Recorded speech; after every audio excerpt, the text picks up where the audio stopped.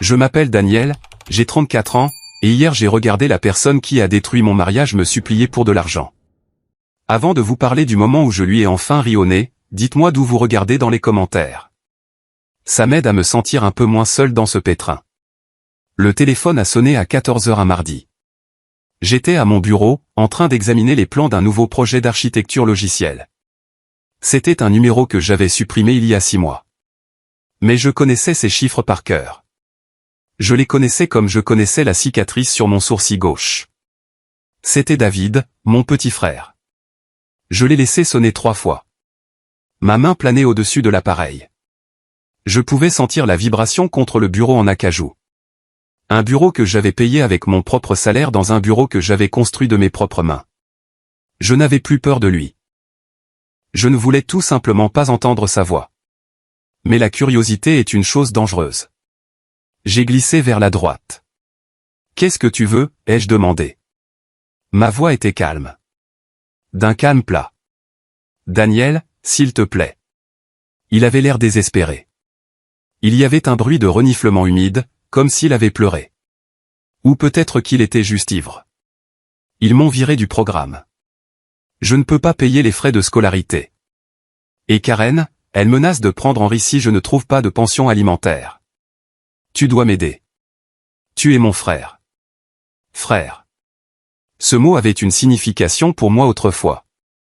Il signifiait la loyauté. Il signifiait le sang. Maintenant, il n'a plus qu'un goût de cendre dans ma bouche. J'ai baissé les yeux sur les papiers posés à côté de mon ordinateur portable. C'était la copie finalisée du testament de mon père. L'encre était à peine sèche sur les documents d'homologation. 2 millions de dollars. Actions, obligations, la maison familiale et la collection de voitures anciennes. Tout cela légalement à moi. Tu n'es pas mon frère, David, ai-je dit en me penchant en arrière dans mon fauteuil.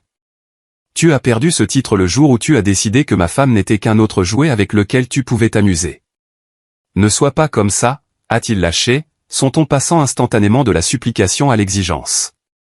C'était le David que je connaissais. Maman a dit que tu avais tout eu. Ce n'est pas juste, Daniel. Cet argent, c'est l'argent de la famille.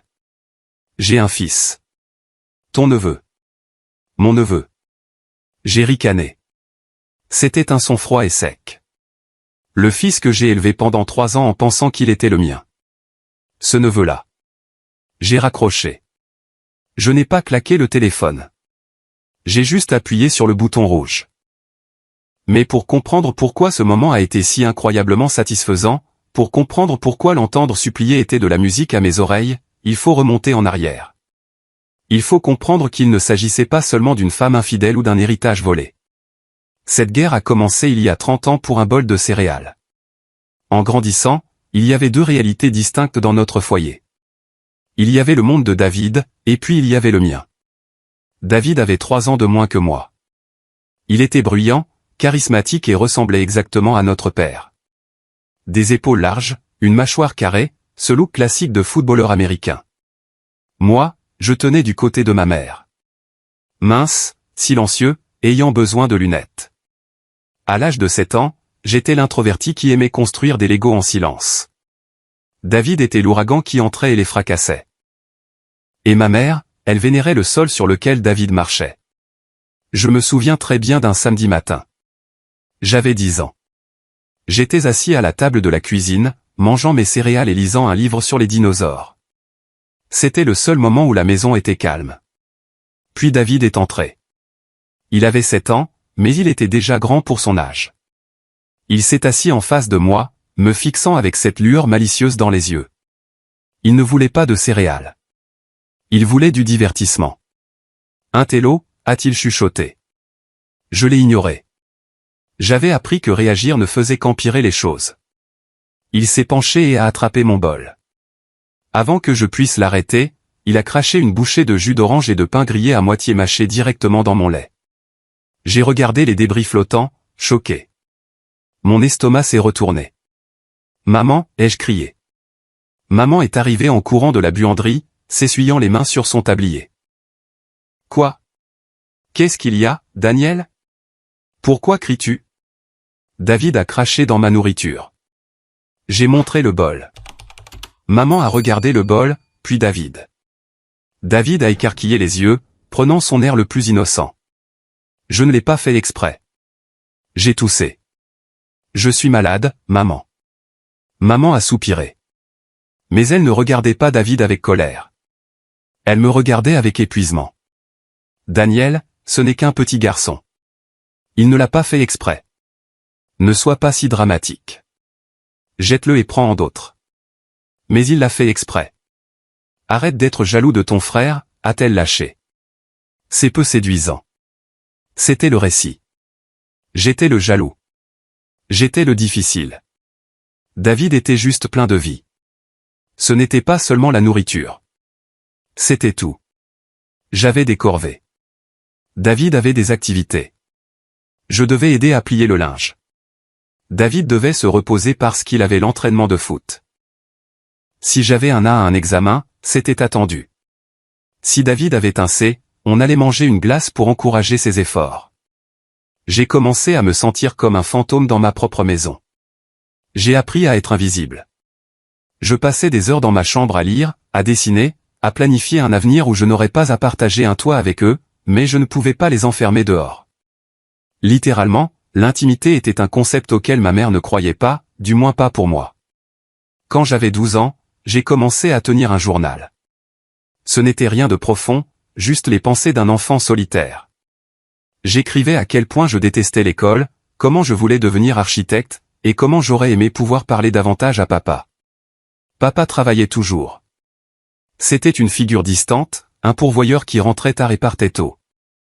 Je l'idolâtrais parce qu'il était le seul qui ne me tourmentait pas activement, même s'il n'était pas là pour me protéger. Un après-midi, je suis rentré de l'école et j'ai entendu des rires venant du salon. C'était David et 2 de ses amis. Je suis entré et je me suis figé. David se tenait sur la table basse, tenant un cahier bleu. Mon cahier. Écoutez ça, a claironné David en agitant le livre. Cher journal, aujourd'hui j'ai regardé les nuages et je me suis senti triste. J'aimerais être un oiseau pour pouvoir m'envoler. Ses amis ont éclaté de rire. Tu veux être un oiseau, Danny, a raillé l'un d'eux. Cuit.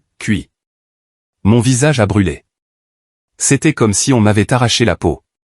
Rends-moi ça, ai-je dit, la voix tremblante.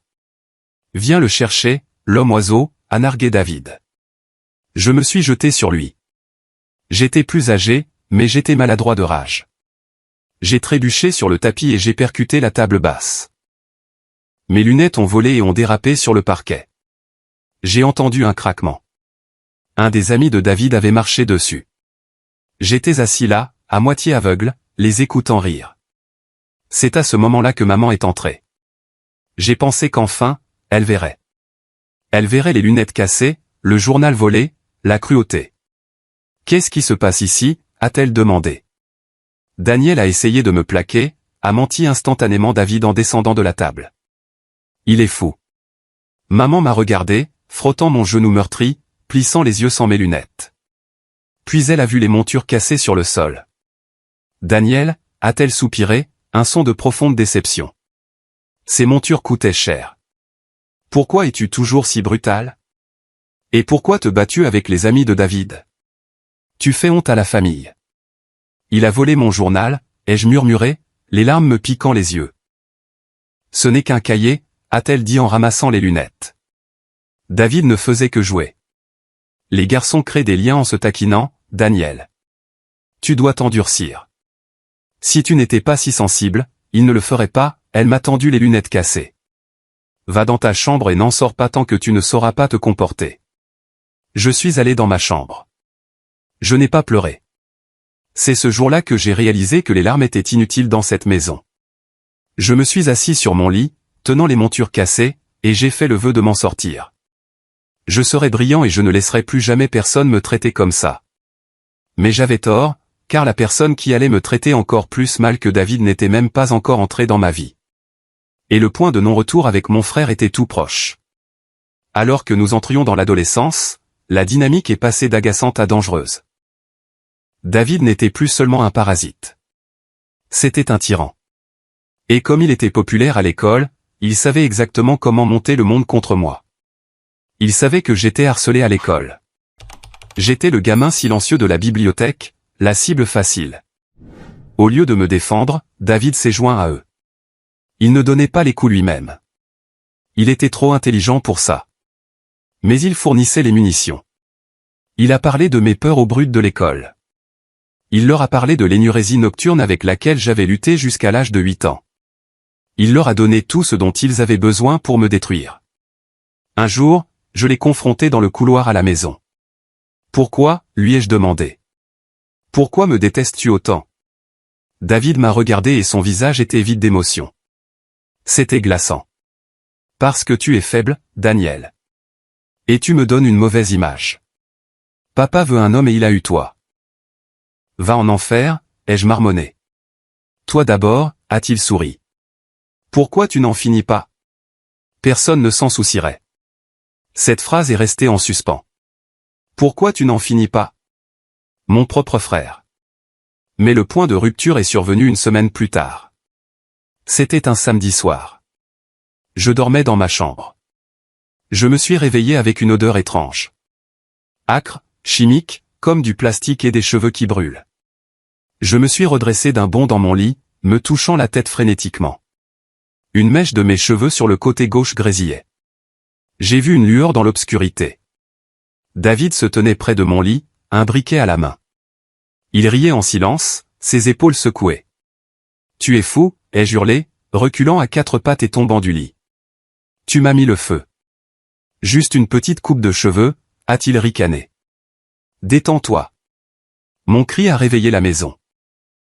La lumière du couloir s'est allumée et des pas lourds ont tonné vers ma chambre. Ce n'était pas maman cette fois. C'était papa. Papa se tenait dans l'encadrement de la porte, en pyjama, les cheveux en désordre. Il m'a regardé, agrippant mes cheveux roussis, sentant la fumée. Puis il a regardé David, qui tenait toujours le briquet, le sourire narquois figé sur son visage. Pour la première fois de ma vie, j'ai vu mon père regarder David, non pas avec fierté, mais avec horreur. « Que as-tu fait ?» La voix de papa était basse, terrifiante. Je lui faisais juste une blague, papa, a commencé David, cachant le briquet derrière son dos. Daniel fait juste son bébé. Tais-toi, a rugi papa. Le son a fait trembler les murs. Maman est apparue derrière lui, l'air terrifié. Robert, calme-toi, a-t-elle essayé de le calmer. C'était juste un accident. Regarde sa tête, Sylvia, a dit papa en me montrant du doigt. Ce n'est pas un accident. C'est une agression. C'est psychopathique. Papa s'est approché de David, lui a attrapé le poignet et lui a arraché le briquet de la main. Il a regardé David droit dans les yeux. J'ai attendu que tu grandisses. J'ai attendu que tu deviennes un homme. Mais tu ne deviens pas un homme. Tu deviens un monstre. Le lendemain matin, papa m'a conduit à un centre commercial délabré en périphérie de la ville. C'était une salle de sport d'arts martiaux mixtes. L'odeur de sueur et de vieux cuir m'a frappé dès que nous sommes entrés. Je ne peux pas être là à chaque seconde pour te protéger, Daniel, a dit papa, en regardant les tapis où des gars se battaient. Et je n'appellerai pas les flics pour mon propre fils. Pas encore. Mais tu dois apprendre à te débrouiller. Pas pour commencer les bagarres, mais pour les finir. C'était le début de ma transformation. Pendant 2 ans, je suis allé à cette salle de sport 4 fois par semaine.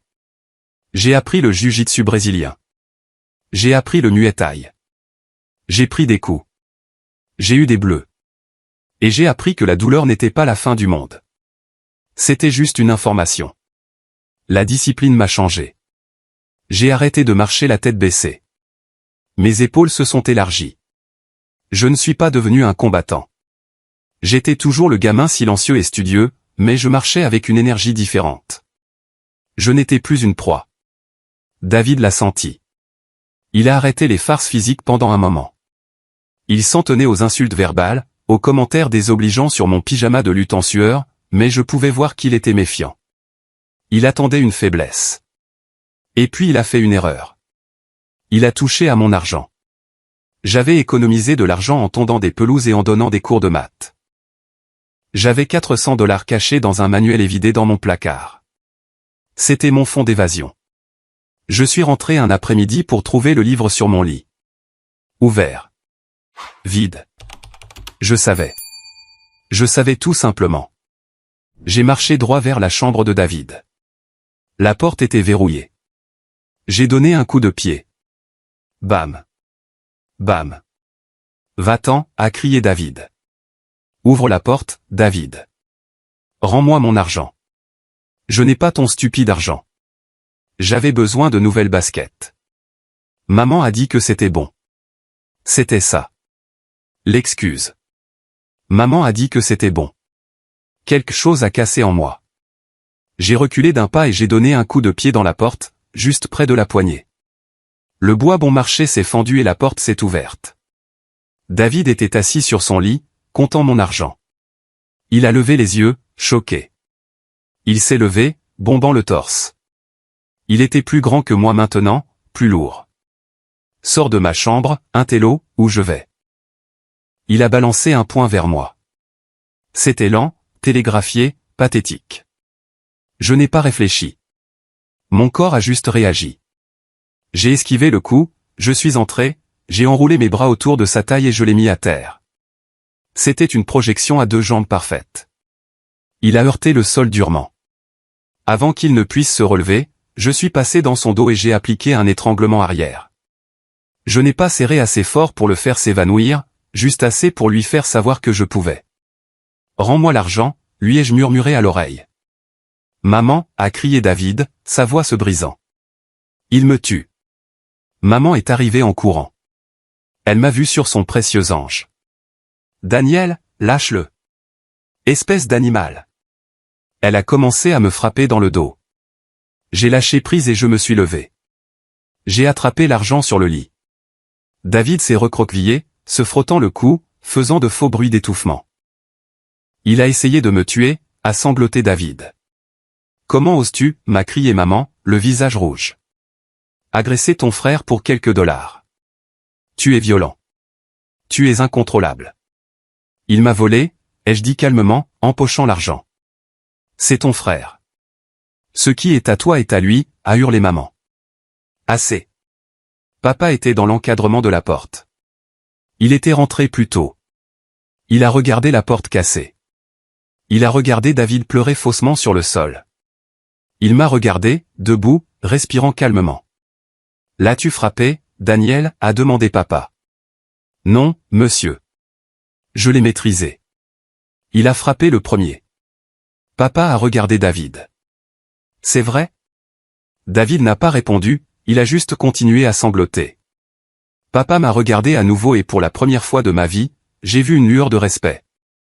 Bien, a dit papa.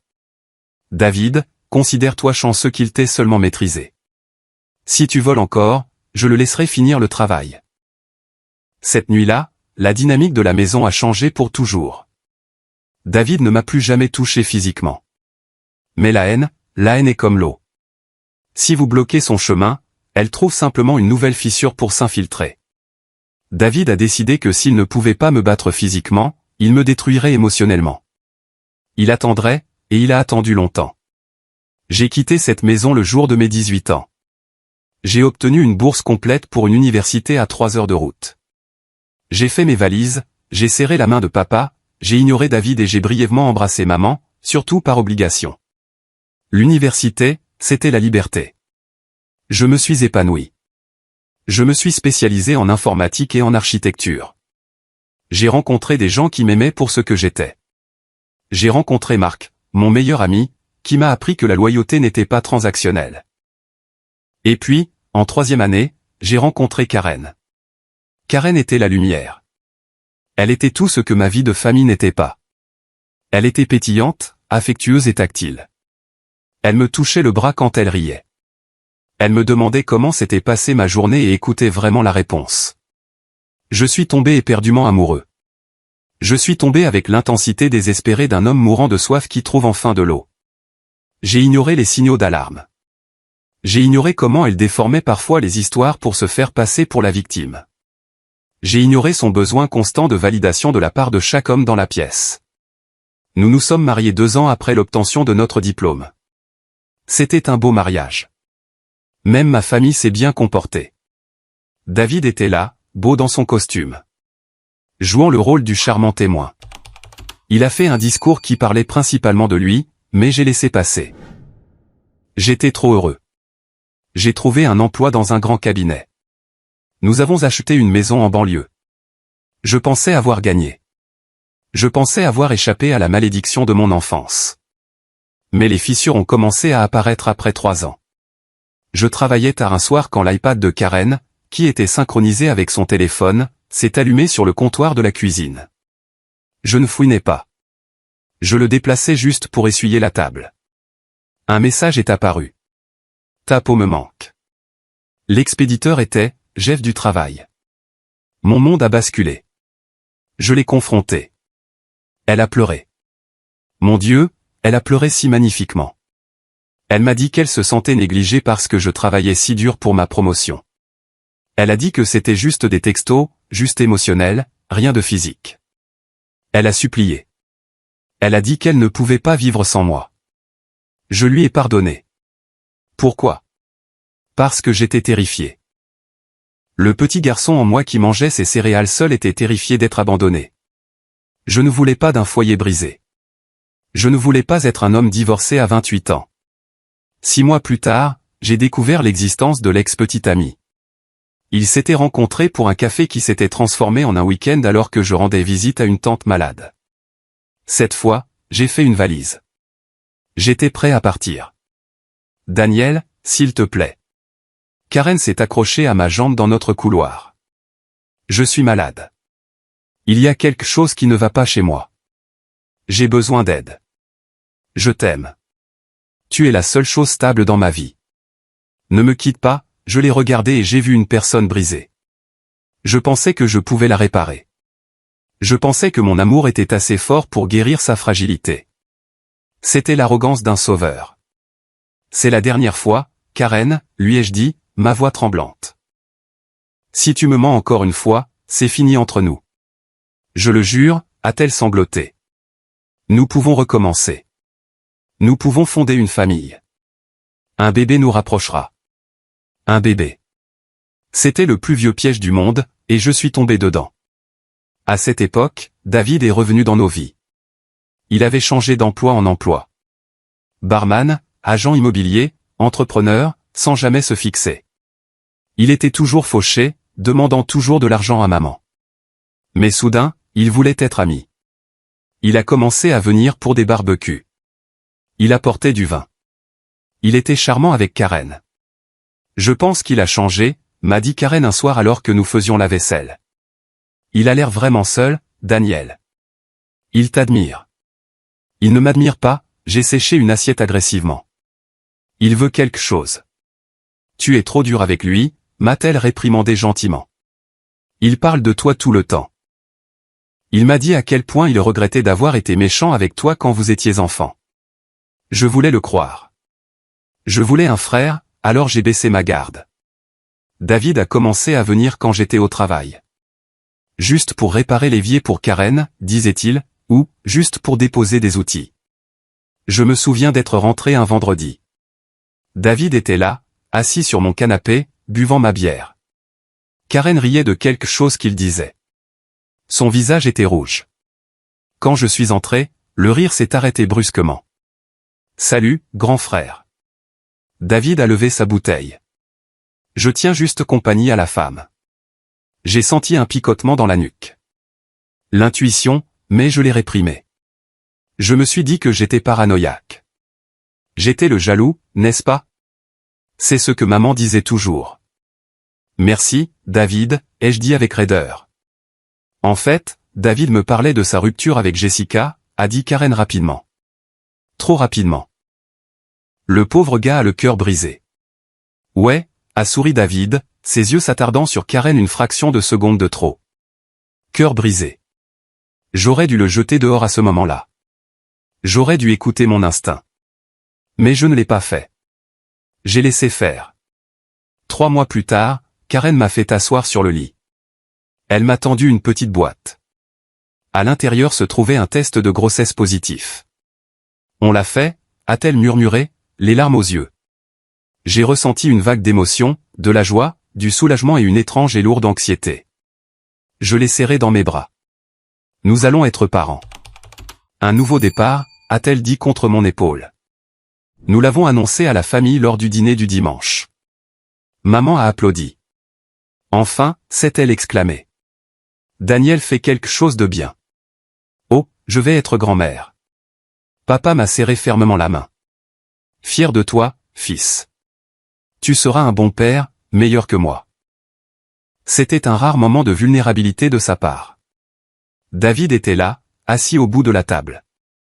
Il picorait dans son assiette. Quand l'annonce a été faite, il n'a pas souri. Il a juste regardé Karen. Félicitations, a-t-il dit, sa voix plate. Qui est l'heureux élu? La table est devenue silencieuse. David, l'a grondé maman. Quelle horrible blague. Je plaisante. David a souri, mais ses yeux étaient froids. Félicitations, grand frère. Vraiment, tu dois être surpris. J'ai mis ça sur le compte de David étant David. Amer, jaloux, David. J'étais trop occupé à planifier la chambre du bébé. Je choisissais des berceaux. Je lisais des livres sur la paternité. J'étais déterminé à être le père que je n'avais jamais eu. Au fur et à mesure que la grossesse avançait, les choses sont devenues étranges. Karen est devenue distante.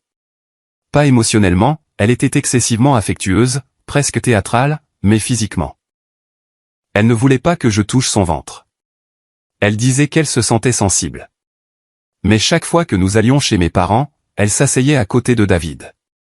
Je les voyais parler à voix basse dans un coin. Si je m'approchais, ils changeaient de sujet pour parler du temps ou du sport. Un soir, ma voisine, Madame Gable, m'a interpellé à la boîte aux lettres. C'était une vieille dame curieuse, mais perspicace. Daniel, elle s'est penchée par-dessus la clôture. Votre frère reste chez vous? Non, ai-je froncé les sourcils. Pourquoi? Oh, elle a ajusté ses lunettes. Je vois sa vieille Honda bleue dans votre allée assez souvent pendant la journée, généralement vers l'heure du déjeuner. Je pensais juste qu'il squattait peut-être là. Mon estomac s'est noué. Je travaillais à l'autre bout de la ville. Je partais à 7 heures du matin et je revenais à 18 heures. La Honda bleue de David. Il est le Karen avec des choses à la maison, ai-je menti. La protégeant, me protégeant de la vérité. C'est gentil de sa part, a dit Madame Gable, l'air peu convaincu. Une famille très serviable. Je suis rentré et j'ai demandé à Karen. David est-il venu? Elle s'est figée en coupant des carottes. Une ou deux fois, il m'a apporté des cornichons dont j'avais envie. Pourquoi tu me surveilles? Elle a retourné la situation instantanément. Tu es de nouveau paranoïaque, Daniel. Comme avec le cahier. Vas-tu m'accuser de te tromper alors que je porte ton enfant? J'ai reculé. Non, je suis désolé. Je suis juste stressé. Tu dois te détendre, elle m'a embrassé sur la joue. Pense au bébé. Le bébé. Henri est né en novembre. Il était magnifique, mais il ne me ressemblait pas. Il avait un duvet sombre sur la tête. J'ai les cheveux châtain clair. Karen a les cheveux blonds. Gène récessif, a dit le médecin. Ça arrive. J'aimais Henri. Je l'aimais de tout mon être. Je me réveillais pour les biberons de minuit. Je changeais les couches. C'est moi qui le calmais quand il avait des coliques. Karen semblait détachée. Elle souffrait de dépression postpartum, ou du moins c'est ce que je pensais. Elle passait beaucoup de temps sur son téléphone. Quand Henri avait 2 ans, je cherchais nos documents fiscaux dans le classeur. Karen était désorganisée. Elle fourrait tout dans des tiroirs au hasard. J'ai sorti une pile de papier et un reçu froissé est tombé. C'était d'un motel 6 en périphérie de la ville. Daté d'il y a 3 ans. La date? J'ai fait le calcul dans ma tête. C'était le mois où Henri a été conçu. Ce n'était pas à mon nom. C'était payé en espèces. Mais il y avait un numéro de téléphone griffonné au dos de l'écriture de Karen. Je connaissais ce numéro. C'était le numéro d'un téléphone prépayé que David avait quand il vendait des compléments à base de plantes. Je me suis assis sur le sol de mon bureau à domicile, tenant ce morceau de papier. La pièce tournait. Les pièces du puzzle se sont assemblées avec la force d'un train de marchandises. Les visites secrètes. Les commentaires des voisins. La façon dont David regardait Karen. La façon dont Henri ressemblait à David. Je n'ai pas crié. Je n'ai pas pleuré. Je suis devenu engourdi. La partie architecturale de mon cerveau a pris le dessus. J'avais besoin de preuves. Des preuves irréfutables, indéniables. Je me suis levé, je suis allé dans la salle de bain où se trouvait la brosse à cheveux d'Henri, et j'ai pris quelques mèches de cheveux. Puis je suis allé dans notre chambre et j'ai fait un prélèvement sur ma propre joue. J'ai posté le kit au laboratoire le lendemain matin. Et puis j'ai attendu pendant 5 jours angoissants. J'ai joué le rôle du mari et du père aimant. J'ai embrassé Karen pour lui dire au revoir. J'ai serré David dans mes bras lors d'un barbecue familial. J'ai attendu que la tempête éclate. L'email du laboratoire est arrivé un jeudi après-midi. Objet, résultat du test de paternité. Dossier numéro 9982. J'ai cliqué. J'ai fait défiler le jargon scientifique jusqu'en bas. Probabilité de paternité, 0%. Exclu. J'ai regardé l'écran jusqu'à ce que les pixels me brûlent les rétines. 0%. Pas une marge d'erreur. 0. J'ai imprimé le document. Je l'ai mis dans un dossier manille. J'ai quitté le travail plus tôt. Quand je suis rentré à la maison, Karen était dans le salon en train de regarder la télé. Henri était à la garderie. Tu es rentré tôt, a-t-elle souri. Mais son sourire s'est effacé quand elle a vu mon visage. Daniel, qu'est-ce qui ne va pas?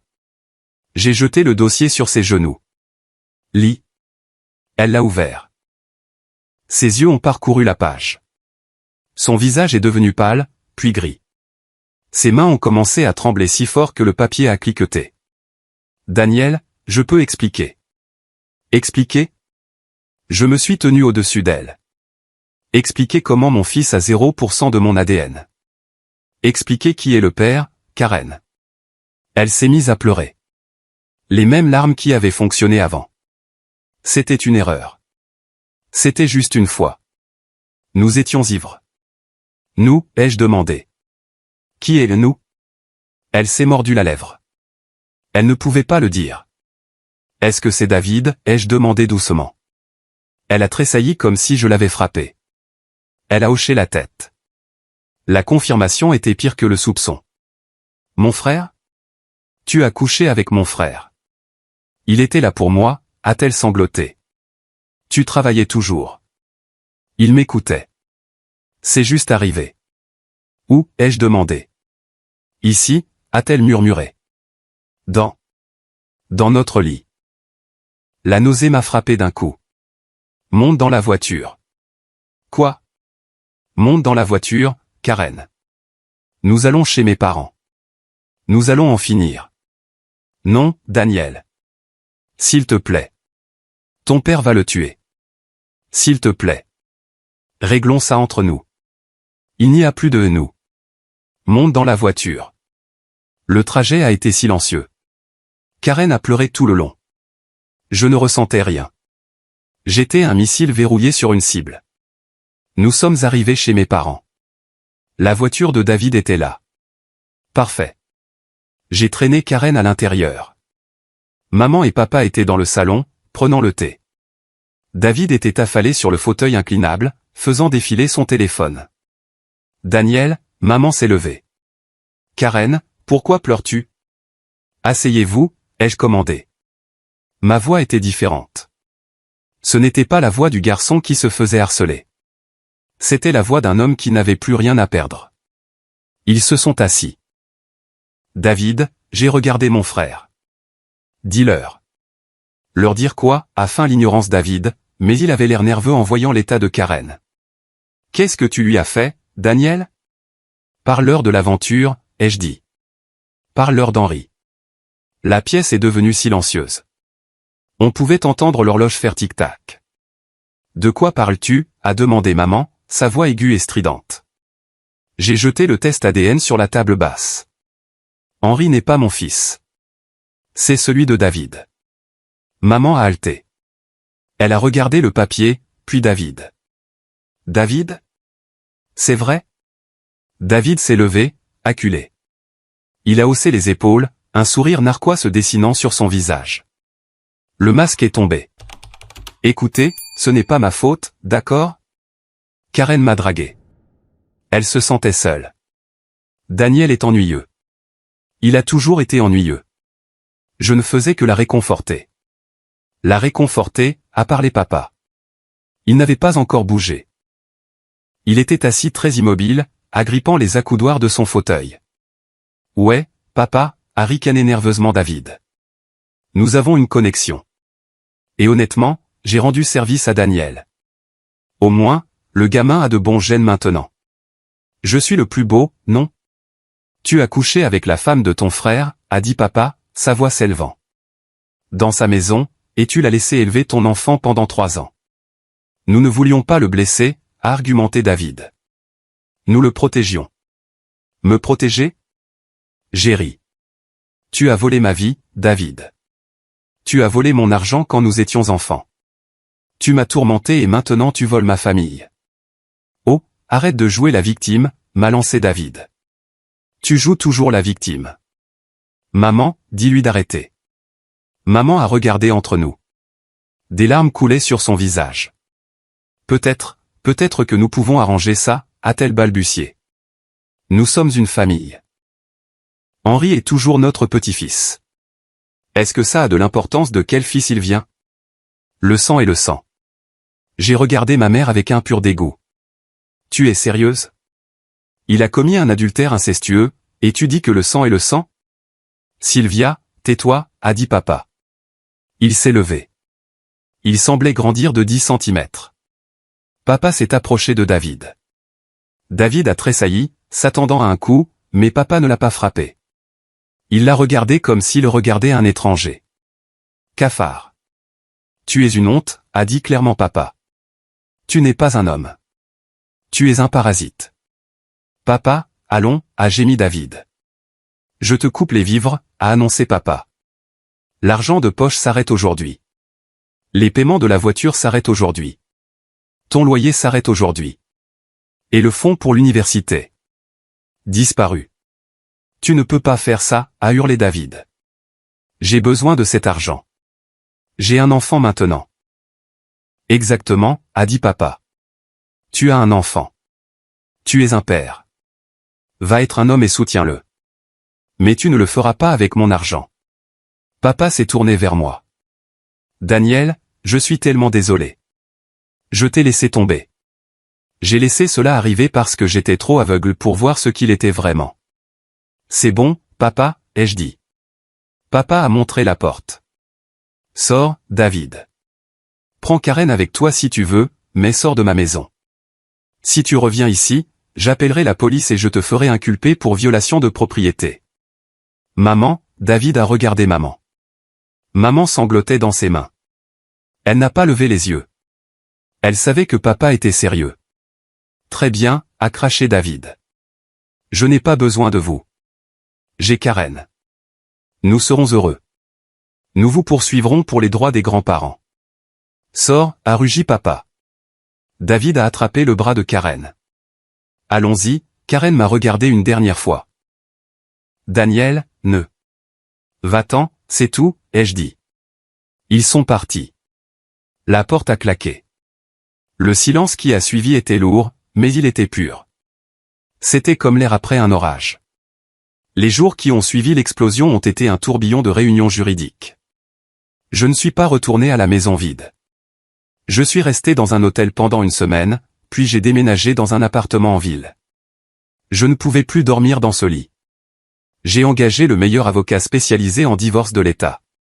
Quand je lui ai raconté l'histoire, même lui, un homme qui avait tout vu, a haussé les sourcils. Ça va être compliqué, a-t-il dit. Mais nous avons le dessus. L'adultère est prouvé. La paternité est prouvée. Nous pouvons contester toute pension alimentaire. J'ai demandé le divorce pour adultère et fraude. J'ai légalement désavoué la paternité d'Henri. C'était la partie la plus difficile. Se tenir devant un juge et signer un papier qui disait « Je ne suis pas le père de ce garçon ». J'ai pleuré ce jour-là. Pas pour Karen, pas pour David, mais pour le petit garçon qui m'appelait papa. Il était innocent dans tout ça. Mais je ne pouvais pas le regarder sans voir le sourire narquois de David. Je ne pouvais pas le faire. 2 mois plus tard, j'ai découvert que la guerre n'était pas terminée. J'étais chez papa pour le dîner. Il n'y avait que lui et moi. Maman se reposait dans sa chambre. Elle était déprimée depuis que David avait été chassé. Le téléphone de papa a bipé. C'était une alerte bancaire. Il a froncé les sourcils, a mis ses lunettes de lecture et a vérifié. Son visage est devenu violet. Cette femme, a-t-il murmuré. Qu'est-ce que c'est, ai-je demandé. Elle a transféré 5 000 $ à David de notre compte d'épargne commun. Papa s'est levé et a marché vers l'étage. Je l'ai suivi. Il a ouvert la porte de la chambre à coucher. Maman était assise là, tenant son téléphone. Elle avait l'air coupable. Tu pensais que je ne le remarquerais pas, a crié papa. Il meurt de faim, Robert, a pleuré maman. Il vit dans un studio. Il n'a pas de travail. Il a un bébé. C'est un homme adulte, a hurlé papa. Il a fait ses choix. Et toi? Tu le choisis lui plutôt que ton mari, plutôt que le fils qu'il a trahi. C'est mon bébé. Si tu lui envoies un centime de plus, a dit papa, sa voix tremblante de rage, je divorcerai. Je le jure sur la tombe de ma mère, Sylvia, je gèlerai les comptes et je te quitterai. Tu m'entends? Maman est devenue pâle. Elle n'avait jamais travaillé un jour de sa vie. La menace de la pauvreté la terrifiait plus que la perte de son fils.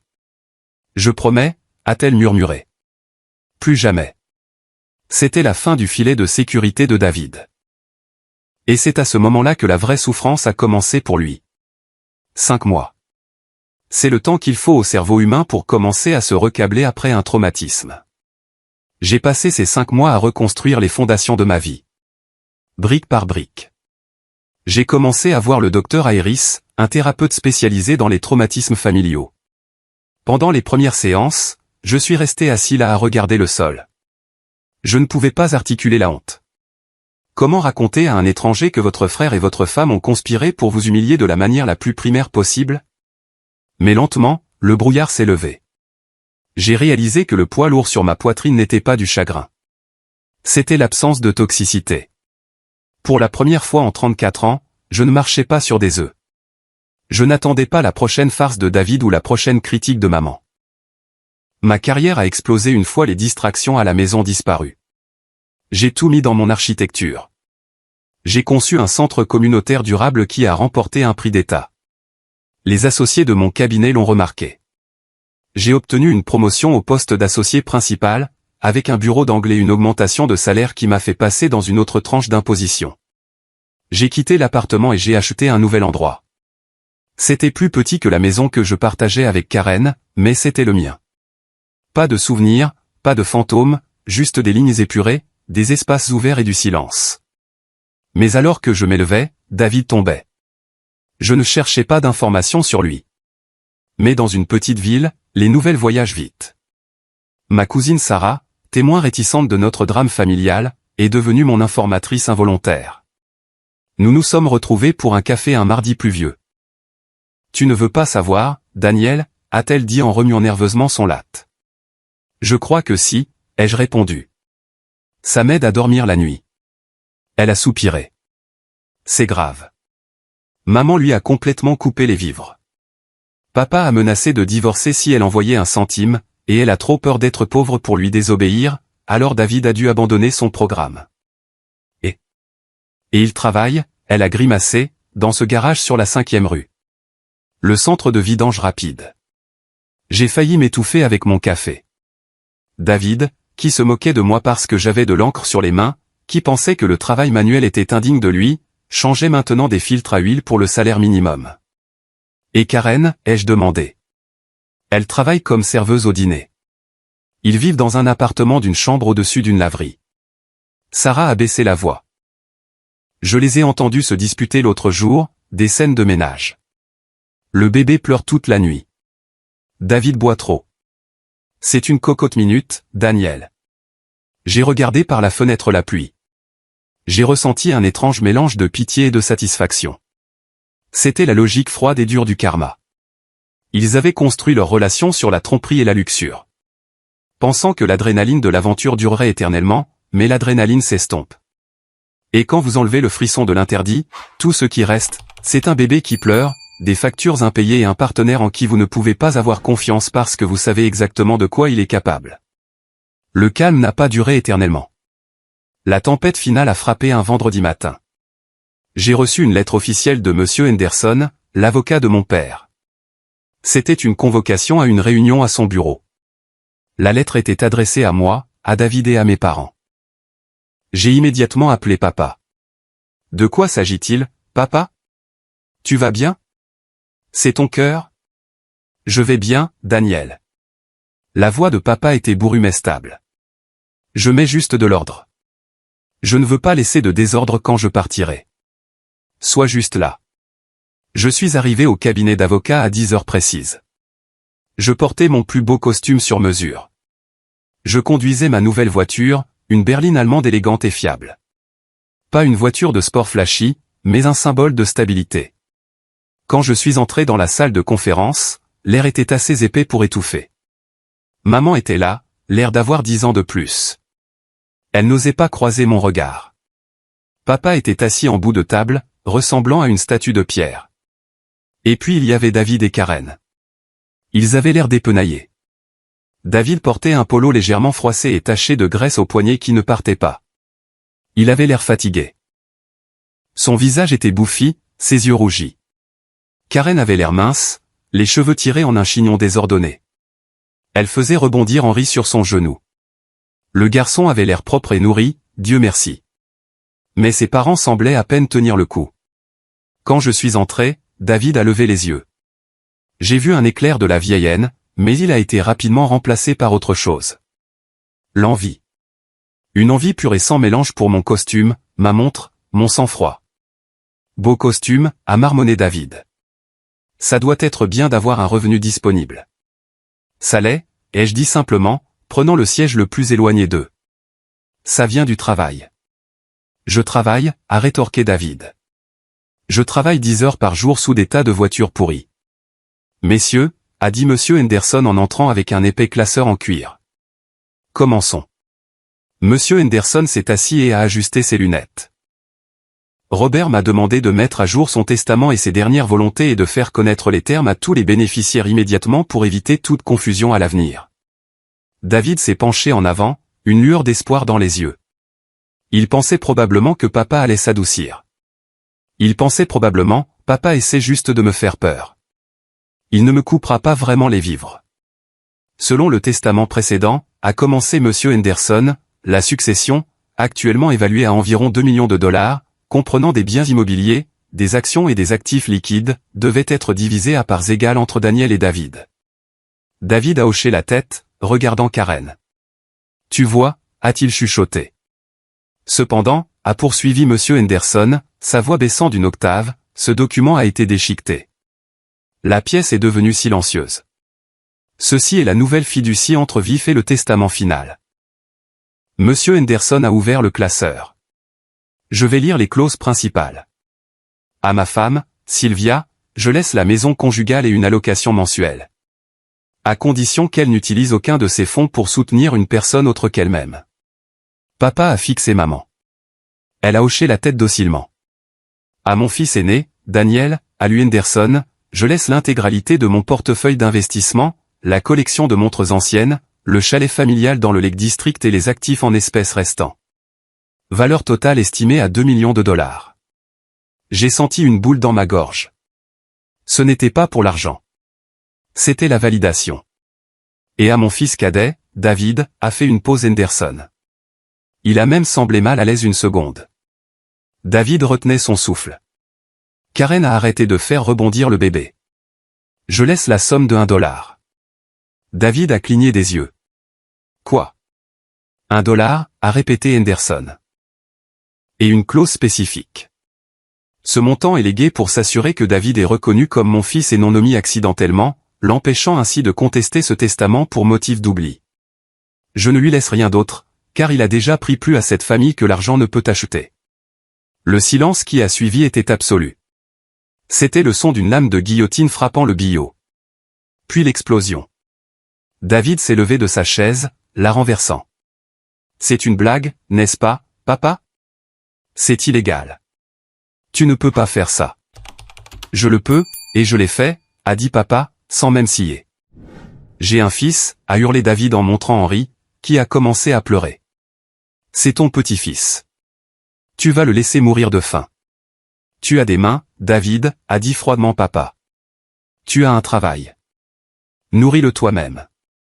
Daniel a fait son propre chemin. Tu t'es moqué de lui pour ça. Maintenant, c'est ton tour. C'est une influence indue. David s'est tourné vers moi, le visage violet de rage. Toi, tu l'as empoisonné contre moi. Tu lui as chuchoté à l'oreille. Je n'ai eu besoin de rien chuchoter, David, ai-je dit calmement, en restant assis. Tu as hurlé qui tu étais avec tes actions. Tu as couché avec ma femme. Tu as menti à propos d'un enfant. Tu t'es fait ça tout seul. Je vais poursuivre, David a frappé du poing sur la table. Je vais le contester. Vous pouvez essayer, a interjecté Monsieur Henderson en douceur. Mais ce testament inclut une clause d'incontestabilité. Si vous le contestez et perdez, ce qui arrivera, étant donné les preuves documentées de votre éloignement et de votre conduite, vous serez responsable de tous les frais de justice. Avez-vous 50 000 $ pour une provision, David? David est resté là, la poitrine haletante. Il a regardé l'avocat. Il a regardé papa. Il m'a regardé et il a réalisé pour la première fois de sa vie qu'il n'avait aucun pouvoir. L'enfant chéri était terni. Viens, Karen, a-t-il craché. Il ne l'a même pas aidé avec le sac à langer. Il est juste sorti en trombe. Karen m'a regardé avec des yeux pleins de regret. Un regard calculé, désespéré, avant de se traîner dehors après lui. Après leur départ, l'énergie dans la pièce a changé. Maman pleurait silencieusement dans un mouchoir. Papa a soupiré. Un long son rauque qui semblait dégonfler tout son corps. Robert, a murmuré maman. $1? N'est-ce pas trop cruel? La cruauté, a dit papa en enlevant ses lunettes et en se frottant les yeux. C'est de laisser un enfant croire que le monde lui doit tout jusqu'à ce qu'il détruise les gens autour de lui. J'ai été cruel pendant 30 ans, Sylvia. Je t'ai laissé le choyer. Je l'ai laissé harceler Daniel. J'ai créé ce monstre. Ceci. C'est la seule gentillesse qu'il me reste à lui offrir. La gentillesse de la réalité. Papa s'est levé et s'est approché de moi. Il a posé une main sur mon épaule. Sa poigne était forte, mais sa main tremblait légèrement. Je ne m'attends pas à ce que tu me pardonnes, Daniel, a-t-il dit. Je suis resté là à te regarder te faire mettre de côté pendant des années parce que c'était plus facile que de me battre avec ta mère. Je t'ai laissé tomber. Je me suis levé et j'ai regardé cet homme, mon héros, mon protecteur, et pourtant ma première déception. Tu as été à la hauteur quand ça comptait, papa, ai-je dit. Tu m'as sauvé du feu quand nous étions enfants, et tu m'as sauvé de l'épave maintenant. Tout va bien entre nous. Nous nous sommes étreints. Ce n'était pas une étreinte de film. C'était maladroit et rigide, mais c'était réel. Mais Daniel, papa s'est reculé, me regardant dans les yeux. L'argent, ce n'est que de l'argent. Ne le laisse pas te pourrir comme il l'a pourri lui. Construis quelque chose. Construis une vie qui te rend heureux. C'est tout ce que je veux. Je le ferai, ai-je promis. Je suis sorti de ce bureau sous un soleil éclatant. Je me sentais plus léger. Le chiffre de 2 millions de $ était abstrait, des chiffres sur une page. Mais le regard sur le visage de David, la prise de conscience qu'il ne pouvait pas se sortir de cette situation par la manipulation, c'était le véritable héritage. Maintenant, nous sommes de retour à hier, à l'appel téléphonique. Je suis assis dans mon bureau. Les plans sont sur ma table. Le soleil se couche, projetant de longues ombres orangées sur le sol. David est à l'autre bout du fil. La grandiloquence du bureau de l'avocat a disparu. La colère a disparu. Tout ce qui reste, c'est le ton génial et désespéré d'un homme qui se noie dans ses propres conséquences. Daniel, s'il te plaît, renifle-t-il. Je ne peux pas payer le loyer ce mois-ci. Le garage a réduit mes heures. Karen. Elle parle de me quitter. Elle dit qu'elle va emmener Henri chez sa mère dans l'Ohio. Si elle part, je n'ai plus rien. J'écoute le silence de mon bureau. J'entends le bourdonnement du climatiseur. Je vois le cadre photo sur mon bureau. C'est une photo de moi et de papa à la pêche la semaine dernière. Pas de maman, pas de David, juste la paix. Tu n'as pas rien, David, je dis dans le téléphone. Tu as exactement ce que tu voulais. Tu as la fille. Tu as la liberté des attentes de papa. Tu as la vie que tu as choisie. Je suis ton frère, gémit-il. Le sang est plus épais que l'eau. La citation complète, je le corrige, ma voix stable, et le sang de l'alliance est plus épais que l'eau de l'utérus. Les liens que nous choisissons sont plus forts que ceux dont nous héritons. Tu as rompu l'alliance, David. Tu l'as brûlée. Je te rembourserai, supplie-t-il. Juste un prêt. 10 000, ce n'est rien pour toi maintenant. Je regarde le chéquier. Je pourrais le faire. Ça n'entamerait pas mon compte. Mais je sais ce qui se passerait. Si je lui donne un pouce, il prendra 1 000. Si je le sauve maintenant, il n'apprendra jamais à nager. Non, je dis. Daniel. Au revoir, David. N'appelle plus ce numéro. J'appuie sur le bouton rouge. La connexion est coupée. Je reste assis là pendant un long moment. Je m'attends à ressentir de la culpabilité. Je m'attends à ce que le vieux conditionnement se déclenche. La voix de ma mère me disant de partager, d'être le plus intelligent, de protéger mon petit frère. Mais elle ne vient pas. Au lieu de cela, je ressens un profond sentiment de clarté. Je réalise que pendant des années, je m'étais accroché à un fantasme. Le fantasme que si j'étais juste assez bon, assez brillant, ou assez indulgent, ma famille m'aimerait comme ils aimaient David. Je pensais que l'amour était une transaction. Mais le véritable amour n'est pas une transaction. Ce n'est pas quelque chose que vous devez acheter avec votre dignité. Je prends mon stylo et je retourne à mes plans. Je conçois une maison pour un jeune couple. Elle a une grande cuisine, une salle de jeu et des fondations solides. Je la conçois avec soin. Je m'assure que les murs sont assez épais pour se protéger du froid, mais que les fenêtres sont assez grandes pour laisser entrer la lumière. Ma vie n'est pas parfaite. J'ai des problèmes de confiance sur lesquels je travaille encore. Je tressaille quand une femme s'approche trop vite, mais je suis libre. Je rentre chez moi ce soir-là. Je m'arrête dans un dîner, pas celui où travaille Karen, et je commande un steak. Je le mange seul en lisant un livre. Une serveuse me sourit, un sourire chaleureux et sincère. Je lui souris en retour. Peut-être, juste peut-être, je lui demanderai son numéro la prochaine fois. Mais il n'y a pas d'urgence. J'ai le temps. J'ai la paix. Et pour la première fois de ma vie, l'histoire ne parle pas de David. Elle parle de moi.